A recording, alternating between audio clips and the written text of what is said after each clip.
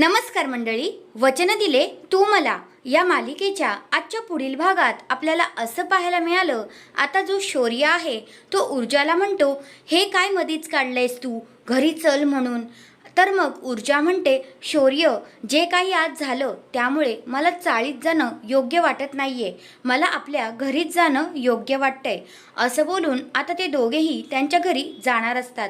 दुसऱ्या बाजूला आता हर्षवर्धन घरी गेलेला असतो, परंतु आता तिथे मीडियावाल्यांनी त्याला पूर्णपणे घेरलेलं असतं। त्याच्या घरातच मीडियावाले आलेले असतात।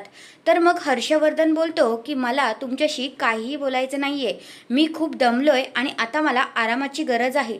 तर मीडियावाले बोलतात, आम्हाला तुमच्याशी बोलायचंच नाहीये। तर असं बोलल्यानंतर आता लगेचच आदित्य म्हणतो, म्हणजे नक्की तुम्हाला मग कुणाशी बोलायचंय?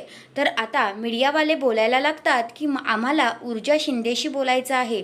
असं बोलल्यानंतर मात्र आता हर्षवर्धनच्या तळपायाची आग मस्तकात गेलेली असते। तेवढ्यातच आता तिथे ऊर्जाची एंट्री झालेली असते। तर हा आहे आजचा पुढील भाग। तुम्हाला कसा वाटला ते कमेंट करून नक्कीच सांगा। धन्यवाद।